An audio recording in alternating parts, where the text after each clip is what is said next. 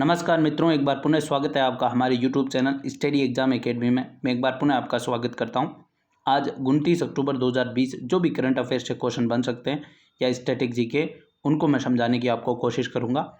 देखिए, जिसने इस यूट्यूब चैनल को सब्सक्राइब नहीं किया दोस्तों, मैं उनसे दरख्वास्त करूँगा कि वो इस यूट्यूब चैनल को सब्सक्राइब कर ले, क्योंकि ये करंट जीके का शो डेली इस वीडियो इस चैनल पर आता है भैया।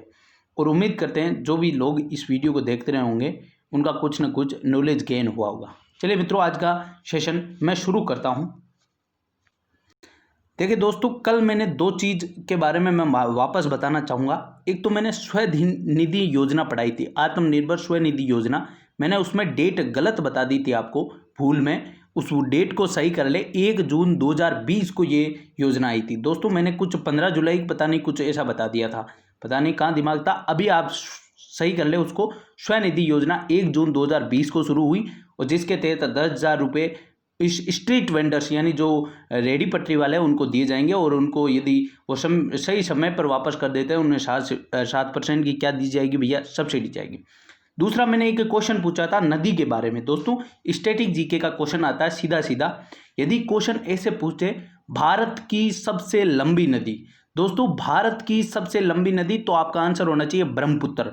मैं पुनः बोल रहा हूं, भारत की सबसे लंबी नदियों का मैं क्रम बता रहा हूं। सबसे लंबी है ब्रह्मपुत्र, फिर है भैया सिंधु, फिर है आपके गंगा। क्योंकि ब्रह्मपुत्र की लंबाई लगभग 2900 किलोमीटर, जबकि सिंधु की 2880 और गंगा की 2525 किलोमीटर। क्वेश्चन को ध्यानपूर्वक पढ़े दोस्तों। यदि पूछे भारत की सबसे लंबी नदी, तो आपका आंसर इस क्रम में होना चाहिए। लेकिन यदि पूछे पूर्णतः भारत में बहने वाली भारत की सबसे लंबी नदी, पूर्णतः नाम आ जाए ना, तो दोस्तों अपना आंसर गंगा नदी के साथ चला जाएगा। चलिए दोस्तों, उम्मीद करता हूं ये क्वेश्चन मैंने समझाने की कोशिश की, आपको समझ आएगा। सीधे सीधे स्टैटिक जीके में ये क्वेश्चन बनते हैं। चलिए मित्रों, पहला क्वेश्चन, सतर्कता जागरूकता सप्ताह 2020 कब से कब तक मनाया गया है? तो सतर्कता जागरूकता जो ये सप्ताह है, ये अभी इस बार 2020 में 27 अक्टूबर से 2 नवंबर को मनाया जाता है। देखिए, ये जागरूकता जो सप्ताह है ये कब मनाया जाता है? ये जब सरदार वल्लभ भाई पटेल की जयंती जिस सप्ताह में आती है। अब आप तो कहेंगे भैया सरदार वल्लभ भाई पटेल की तो जयंती 31 अक्टूबर को ही आती है, फिक्स है। लेकिन दोस्तों पता नहीं ना, 27 अक्टूबर को हर बार सोमवार नहीं होगा, यानी ये सोमवार से ही शुरू होगा। आप मान के चलें, सॉरी सोमवार की कोई जरूरत नहीं है। मतलब मैं ये बताना चाह रहा हूं आपको कि सरदार वल्लभ भाई पटेल की जो जयंती 31 अक्टूबर की है, उसी सप्ताह में ये मनाया जाता है सतर्कता जागरूकता सप्ताह। चलिए मित्रों, उम्मीद करता हूं ये समझ आएगा। ये मनाता कौन है भैया? राष्ट्रीय सतर्कता आयोग मनाता है। अब राष्ट्रीय सतर्कता आयोग में से क्वेश्चन बनेंगे दोस्तों, 2-3 क्वेश्चन सीधे सीधे बनेंगे। स्थापना 2003 में, संथानम समिति, दोस्तों ये क्वेश्चन जरूर नोट करें। जो राष्ट्रीय सतर्कता आयोग है उसकी स्थापना संथानम समिति की सिफारिश पर 2003 में हुई। मैं बार बार इस क्वेश्चन पे जोर दे रहा हूं, इसका मतलब इंपॉर्टेंट रहेगा।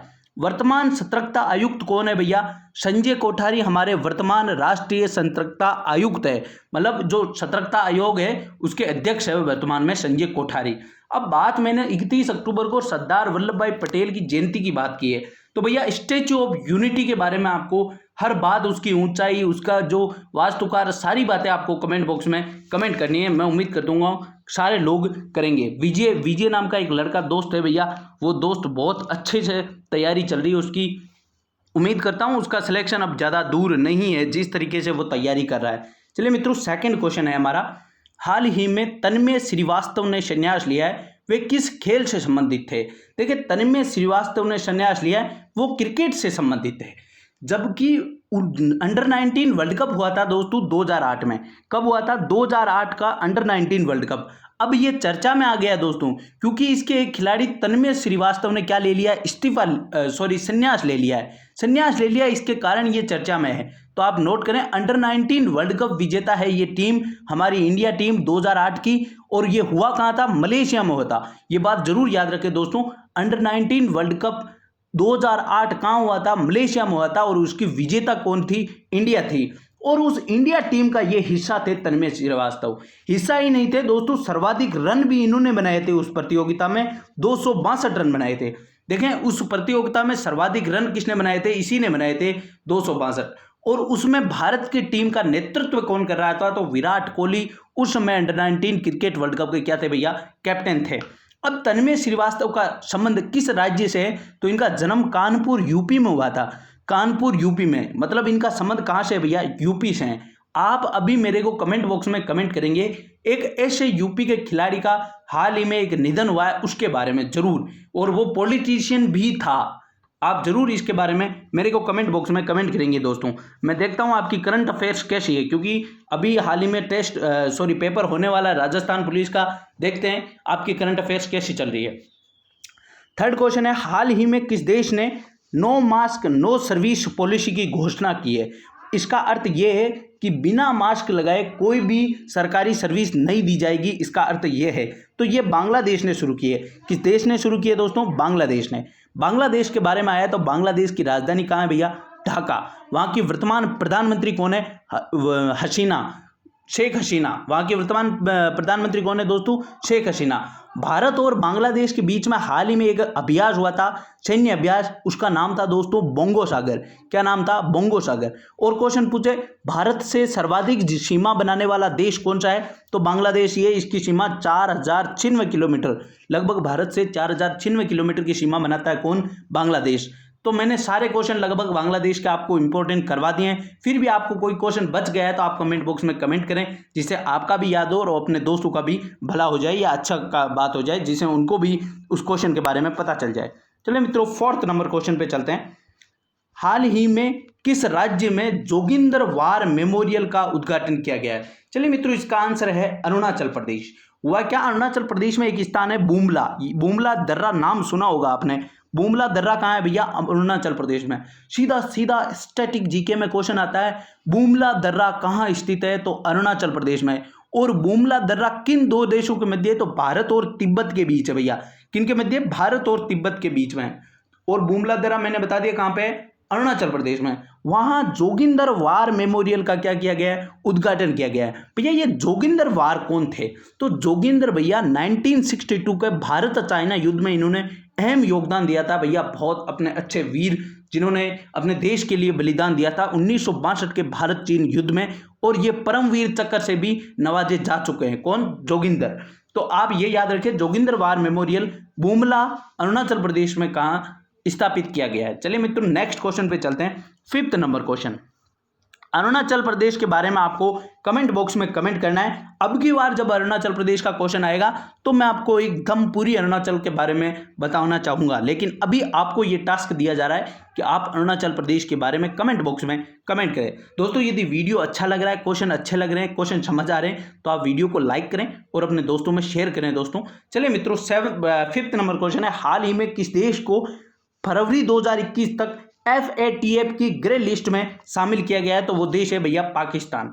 पाकिस्तान को फरवरी 2020 तक फटाप की ग्रे लिस्ट में शामिल किया गया है। अब ये FATF क्या है, ये इसके बारे में जानता है।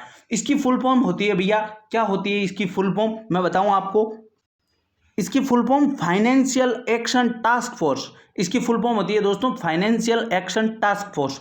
ये क्या काम करती है? इसका हेडक्वार्टर कहाँ है भैया? इसका हेडक्वार्टर है पेरिस में। इसकी स्थापना 1989 यानी 1989 में की गई, और इसके वर्तमान सदस्य कितने हैं? 39 सदस्य है, जिसमें इंडिया भी शामिल है दोस्तों। अब ये फटाप करती क्या है भैया? ये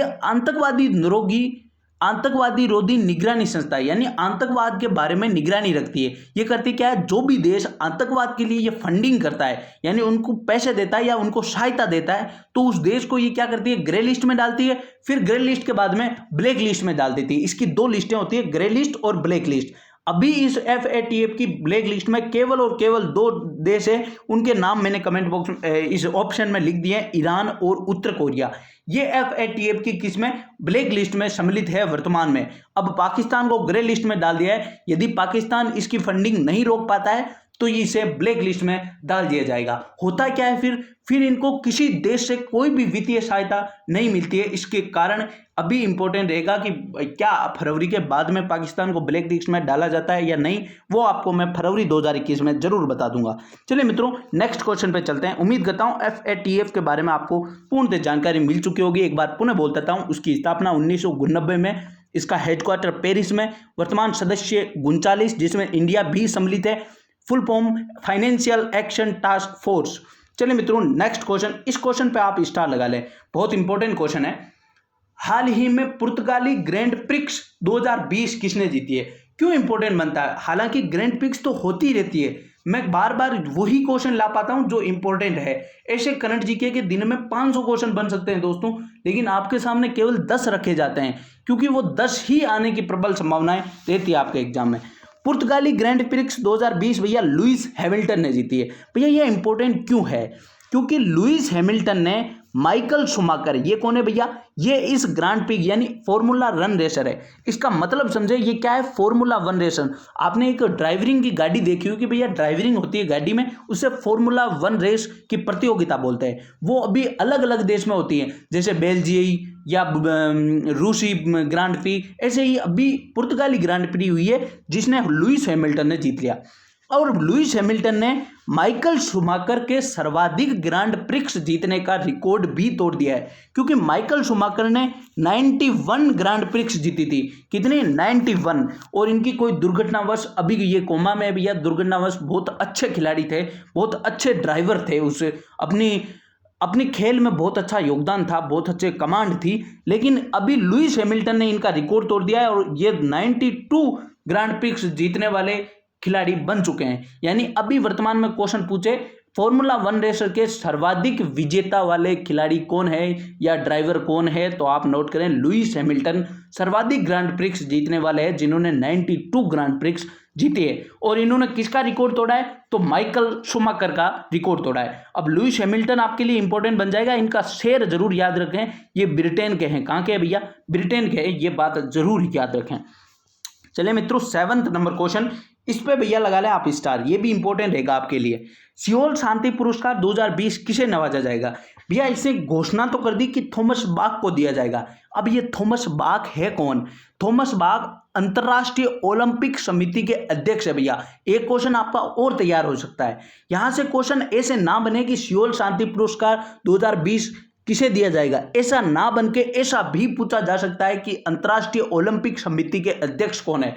तो आप नोट करें थॉमस बाक अंतर्राष्ट्रीय ओलंपिक समिति के कौन है? अध्यक्ष है, और इन्हें सियोल शांति पुरस्कार 2020 की घोषणा कर दी है। लेकिन इन्होंने कोविड-19 के कारण ये पुरस्कार लेने से मना कर दिया भैया।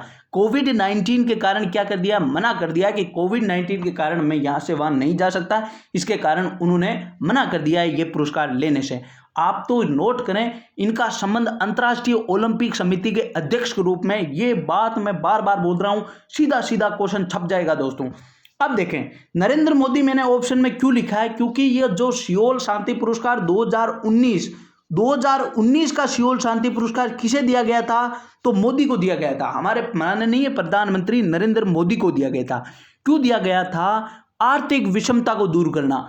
आर्थिक विषमता का अर्थ होता है अमीरों और गरीबों में जो दूरी होती है उसको कम करना। अमीरों और गरीबों में जो दूरी होती है उस दूरी को कम करना, आर्थिक विषमता को दूर करना है। उसके लिए नरेंद्र मोदी को 2019 का सियोल शांति पुरस्कार दिया गया था। ये सियोल शांति पुरस्कार किस देश द्वारा दिया जाता है? तो ये दक्षिण कोरिया द्वारा दिया जाता है। चलिए मित्रों सारा क्वेश्चन मैंने आपको बता दिया है, पूरा क्वेश्चन को समझा दिया है। फिर भी आपको कोई डाउट रहे तो आप कमेंट बॉक्स में जरूर लिखें। 8वां नंबर क्वेश्चन, बन्नी उत्सव कहाँ मनाया गया है? भैया बन्नी उत्सव आंध्र प्रदेश में मनाया गया है। ये उत्सव है क्या? दशहरे के अवसर पर मनाए जाने वाला अवसर है बन्नी उत्सव। दशहरे के अवसर पर मनाए जाने वाला उत्सव है बन्नी उत्सव, और ये कहाँ मनाया गया है? ये आंध्र प्रदेश में मनाया गया है। अभी ये क्वेश्चन 9वां नंबर क्वेश्चन भी आपका इसी से जुड़ा हुआ है। तो आपको मैं दशहरा नाम आया दोस्तों, यहाँ दशहरे के बारे में भी कुछ बताना चाहूंगा। सीधा क्वेश्चन आता है, भारत में दशहरा कहाँ का प्रसिद्ध है? तो भारत में दशहरा मैसूर कर्नाटक का प्रसिद्ध है। यदि 1 नंबर पर प्रसिद्धि पूछे तो मैसूर कर्नाटक, 2 नंबर हिमाचल प्रदेश, 3 नंबर कोटा राजस्थान। ये राजस्थान वाले सारे लोग नोट कर लेंगे इस बात को कि जो कोटा में मनाया जाता है दशहरा मेला, वो दशहरा उत्सव, वो भारत का 3rd रैंक का यानी 3रे नंबर का सर्वाधिक प्रसिद्ध दशहरा है। तो तो आपको मैंने तीनों के बारे में बता दिया। सर्वाधिक प्रसिद्ध मैसूर कर्नाटक, 2 नंबर हिमाचल प्रदेश और 3 नंबर कोटा राजस्थान। और ये बन्नी उत्सव दशहरे के उपलक्ष्य में आंध्र प्रदेश में मनाया जाने वाला उत्सव है। अब आपको आंध्र प्रदेश के बारे में कमेंट बॉक्स में कमेंट करना है प्रत्येक बात, क्योंकि मैंने बहुत बार बता चुका हूं आंध्र प्रदेश के बारे में। मैंने कहा था अगला क्वेश्चन भी इसी से जुड़ा हुआ है। विद्यारंभम संस्कार उत्सव कहाँ मनाया गया है? ये केरल में मनाया गया है। ये भी भैया दशहरे के अवसर पर मनाया गया है। किस अवसर पर मनाया गया है? दशहरे के अवसर पर मनाया गया है। और इसमें 16 संस्कार की परंपरा होती है भैया। केरल की राजधानी तिरुवनंतपुरम है। कहाँ है भैया? तिरुवनंतपुरम है। आपको केरल के बारे में एक क्वेश्चन पक्का याद रखना है। कोविड-19 का पहला केस किस राज्य में आया? तो कोविड-19 का पहला केस केरल में आया। यदि कोविड-19 से पहली मृत्यु पूछे तो कर्नाटका, और कोविड-19 की वजह से पहला लॉकडाउन तो राजस्थान, और कोविड-19 को महामारी घोषित करने वाला राज्य हरियाणा, कोविड-19 की वजह से कर्फ्यू लागू करने वाला, पूर्णतः कर्फ्यू लागू करने वाला पहला राज्य पंजाब। मैंने 5 क्वेश्चन बता दिए हैं दोस्तों राजस्थान पुलिस वाले, क्योंकि राजस्थान पुलिस का पेपर जल्द ही होने वाला है। ये पांचों में से आपको एक क्वेश्चन जरूर मिलेगा मेरे हिसाब से।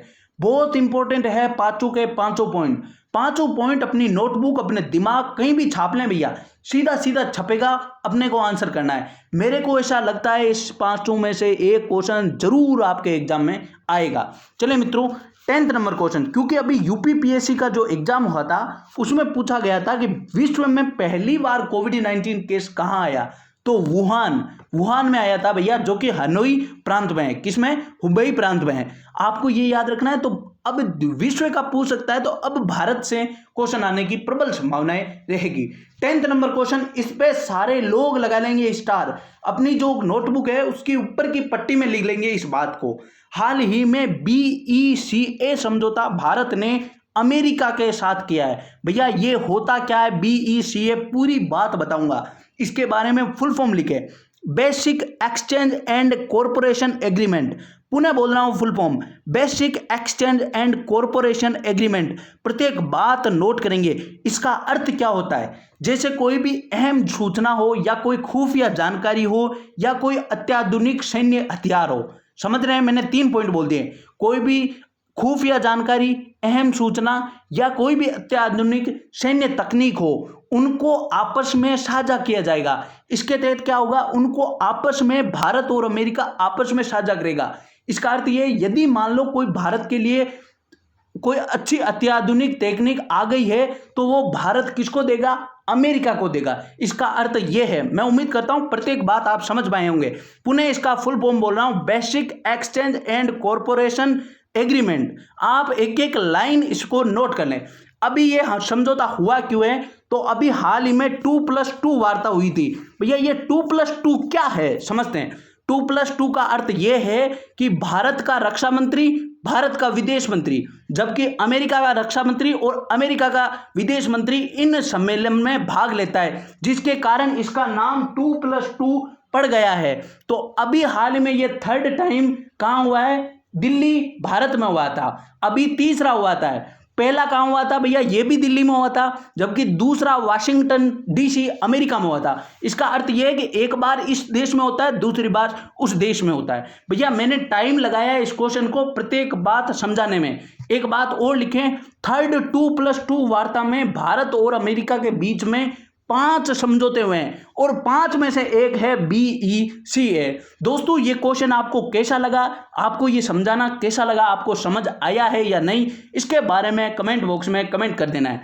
चलिए मित्रों, आज का सेशन मैं यहीं समाप्त करता हूं। अपने 10 क्वेश्चन उम्मीद करता हूं सारे के सारे दोस्तों को समझ आए होंगे। भैया यदि आपको ये वीडियो समझ आ रहा है, अच्छा लग रहा है, तो आपको वीडियो को लाइक करना है और अपने दोस्तों में शेयर कर देना है। इतना काम तो आपका बनता है। चलिए मित्रों, आज का सेशन यहीं समाप्त करता हूं। धन्यवाद आपको देखने के लिए। चलिए मित्रों, जय हिंद, जय भारत।